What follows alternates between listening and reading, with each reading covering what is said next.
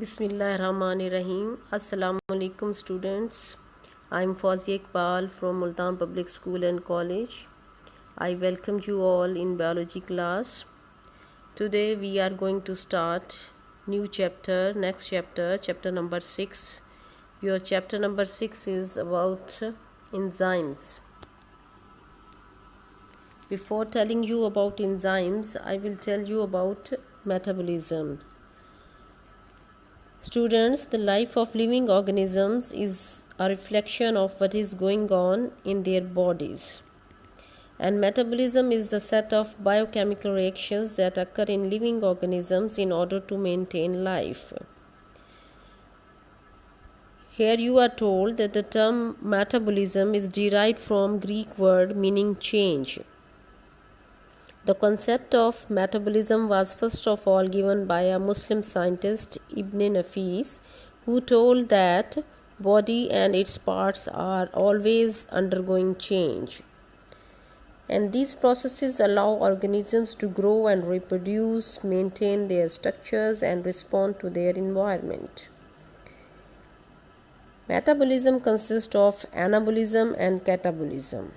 You should know that anabolism includes the biochemical reactions in which larger molecules are synthesized, while catabolism includes the biochemical reactions in which larger molecules are broken down. Usually energy is released in catabolism and it is utilized in anabolism. So in this way the biochemical reactions are actually energy transfers. During metabolism, chemicals are transformed from one form to the other by enzymes. Now I will tell you that what are enzymes. Enzymes are also known as biocatalysts. You should know that catalysts are those chemicals which are used in chemistry to speed up the chemical reactions. But the enzymes are those chemicals which are used to speed up those reactions which are taking place in our bodies, means are in our metabolism. That's why enzymes are known as biocatalysts. You are told that enzymes are crucial to metabolism. Crucial mean of great importance. Enzymes can speed up and regulate metabolic pathways. Enzymes are protein that catalyze, means speed up biochemical reactions and are not changed during the reaction. Means these are not used during the reaction. These are left over at the end of the reaction as it is. The molecules at which enzymes act are called substrates, and the enzymes convert them into different molecules which are called products. Now you should know that these terms substrate and products. When we talk about enzymes, we should know that enzymes are working on the molecules which are called substrate, and substrates are being converted into other molecules which are called products.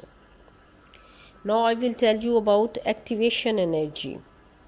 All chemical reactions require activation energy, and it is defined as minimum energy required to start a reaction. The need for the activation energy acts as a barrier to the beginning of the reaction, and enzymes lower such barriers by decreasing the requirement of activation energy. Thus, the presence of enzyme reactions proceed at faster rate.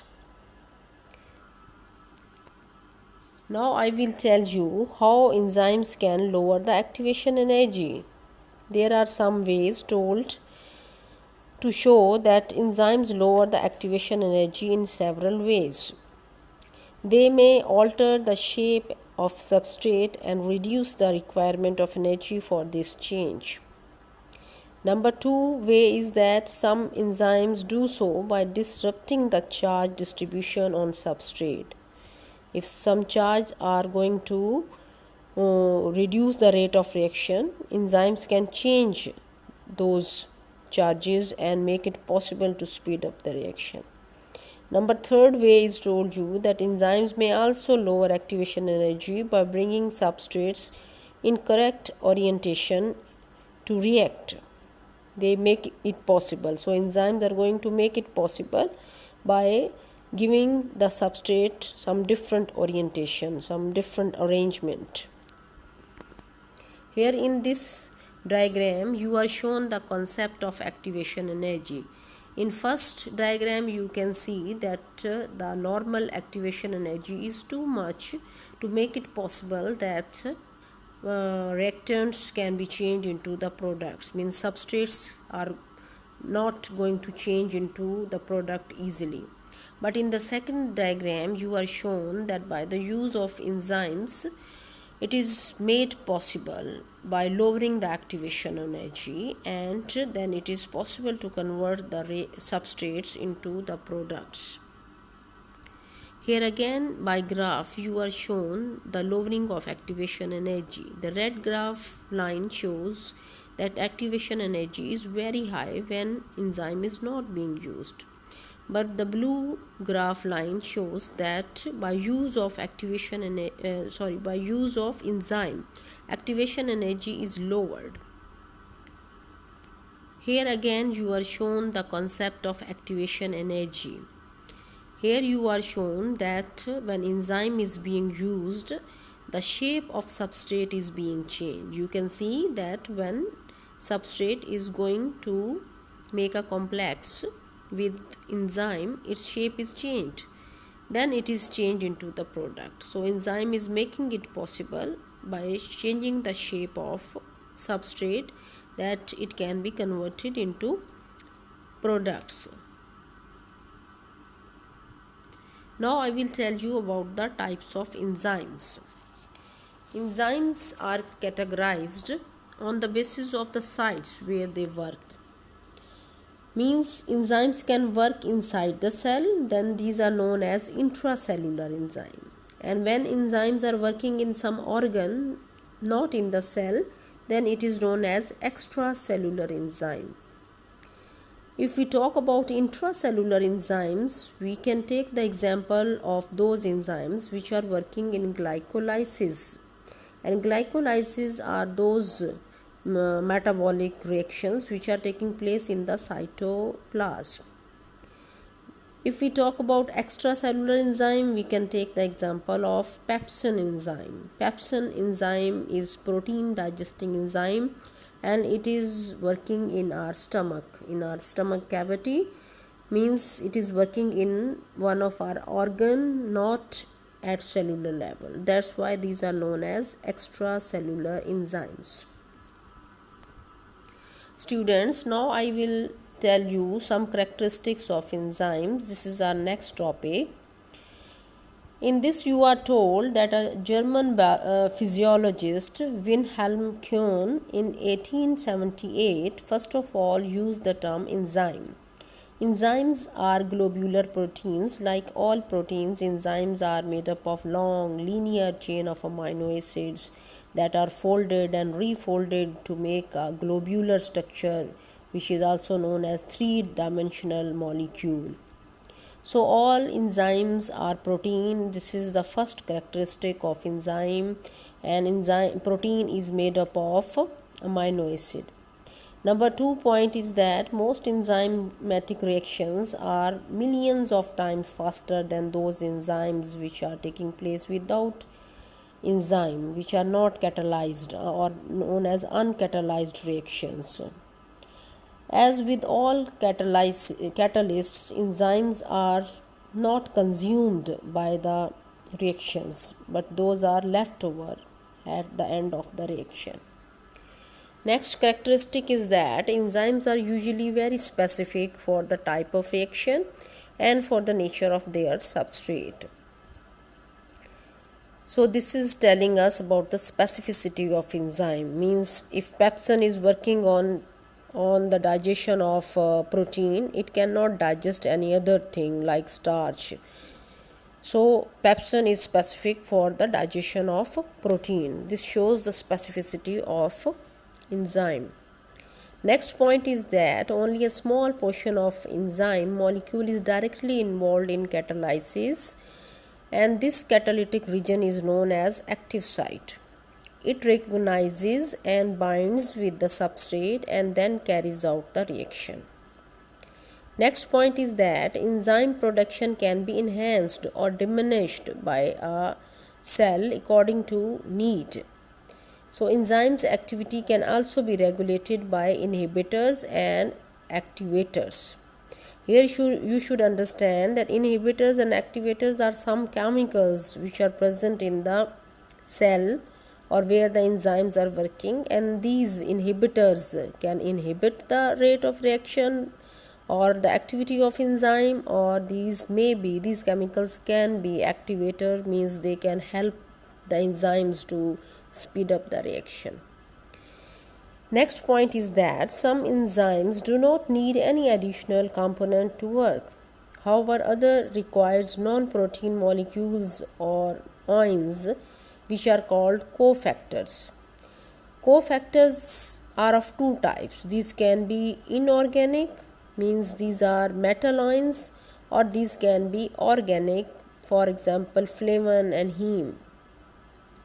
If organic cofactors are tightly bound to enzymes, then they are called prosthetic group. But if organic cofactors are loosely attached to enzymes, then they are called coenzymes. So coenzymes transport chemical groups from one enzyme to other, and some important vitamins, for example riboflavin, thiamine and folic acid, acts as coenzymes. Next point is that several enzymes can work together in a specific order, creating metabolic pathway. In a metabolic pathway, one enzyme takes the product of another enzyme as a substrate, and after the reaction the product is passed to the next enzyme. So in this way several enzymes are working together and they are going to make a pathway which is known as metabolic pathway. Now I will tell you about the uses of enzymes. Enzymes are extensively used in different industries for fast chemical reactions.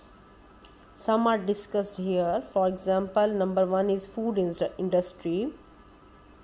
Enzymes that break starch into simple sugar are used in the production of white bread and buns. So in this way these enzymes are being used in food industry. Number 2 is brewing industry. Brewing industries are those where alcoholic products are made. So enzymes are used there to break starch and proteins, and the products are used by yeast for fermentation, and then from there alcoholic products are made. Next is paper industry. So some enzymes are used to break down the starch which is present in the wood, and in this way the viscosity of that wood is reduced and it is made so much fluid that it is used to make paper, because viscosity terms means ability to flow, and these enzymes lower the viscosity which helps in making paper. Number 4 is that biological detergent. It is another use of enzyme, that for making this detergent different enzymes are used to remove the stains. Here you are told some examples, like protease enzymes are used for the removal of proteins stains from the cloths, and amylase enzyme is used in dishwashing to remove the resistant starch residues, means starch stains. If those are present on the utensils, then this enzyme is added in this washing detergents so that they can remove these stains. So this was all about the uses of enzymes. Now I will tell you about different factors which can affect the rate of enzyme action. Enzymes are very sensitive to the environment in which they work. Any factor that can change the chemistry of chemistry or shape of enzyme molecule can affect its activity. Some of the factors that can affect the rate of enzyme action, those are discussed here. Number one is temperature. Enzymes work on specific temperature. If we increase the temperature, it speeds up the rate of reaction. But this happens up to a point. Every enzyme works at a maximum rate at a specific temperature, and that is called optimum temperature for that enzyme. When temperature rises to certain limit, heat aids in the activation energy and also provides kinetic energy to the reaction. So reactions are accelerated, means those are speeded up. But when temperature is raised well above the optimum temperature, heat energy increases the vibration of atoms of enzymes, and the globular structure of enzyme is disturbed, means that is lost. And this is called denaturation of enzymes, means enzymes will lose its activeness. It results in rapid decrease in the rate of enzyme action, and it may be blocked completely also, means that reaction will stop completely. As you should know that our body temperature is 37 degrees centigrade, so all enzymes which are working in our body, those are working at greatest speed at 37 degrees centigrade, and this is optimum temperature for all those enzymes which are working in human body. Here I have shown you this graph, and this graph is also related with the human body, that all enzymes which are working in our body, those are working at greatest speed at 37 degrees centigrade, and when this temperature is going to rise then 37 degrees centigrade, then the graph is lowering down, which shows that rate of reaction is lowering down, means reaction speed will means rate of reaction is going to it may completely blocked, means it is not working at that time. At too much temperature, enzymes are not working at all. Number two factor is substrate concentration. If enzyme molecules are available in a reaction, then increase in the substrate concentration increases the rate of reaction. If enzymes concentration is kept constant and amount of substrate is increased only, a point is reached when any further increase in substrate doesn't increase the rate of reaction anymore. When active sites of all enzymes are occupied, and this is the state of saturation. This state is called saturation, when all active sites are bound and not available for any increase in the substrate concentration. Means if we are going to increase the substrate concentration, it is not finding any active site of enzyme to speed up the reaction anymore. So this situation is known as saturation. Here you are shown clearly in these graphs. The last graph, the lower one, is showing us the effect of substrate concentration, and when we are going to increase the substrate more than the available active sites, then it would become constant. The graph is becoming straight and it is showing that the rate of reaction is going to constant, and it is the state of saturation. And the first graph is about temperature. Increase in temperature is showing that rate of reaction is going to lower down, and the number two graph is showing us the effect of pH. In pH, when at some particular pH the graph is at highest level, and after that when it is not suitable pH, then graph is going down.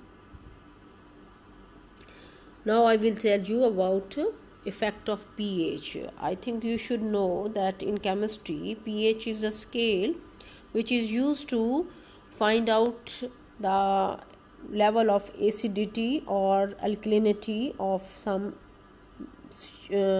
aqueous solution or some liquid or some medium also.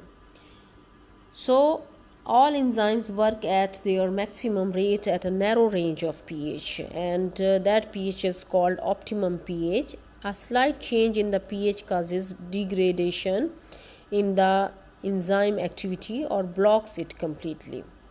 Every enzyme has its specific optimum pH value. For example, pepsin. I have already given you the reference of pepsin, that pepsin works in stomach and it digests our protein. So this pepsin is active in acidic medium, and acidic medium is that where the pH is less than 7, because 7 pH is normal, and less than 7 is acidic medium. So pepsin acts in low pH, means at acidic medium, while another enzyme like trypsin, which is working in small intestine, that acts in alkaline media, that is showing its activity in alkaline medium, means high pH. This pH is more than 7 till 14. So change in pH can affect the ionization of the amino acids, means amino acids will be ionized, means those are broken down. You can take it again as the enzyme is not in working condition. Enzyme will become inactive if pH is not accurate or pH is not optimum. With this, our topic is going to finish. Now I will tell you about your homework. In your homework, I have given you written work about some definitions. You are to write that what is metabolism, what is activation energy, what are different types of enzymes, what are coenzymes, and you are to write the ways to lower the activation energy, that how activation energy is lowered by enzymes. And next question is what is denaturation and saturation. Next, you are to draw some diagrams.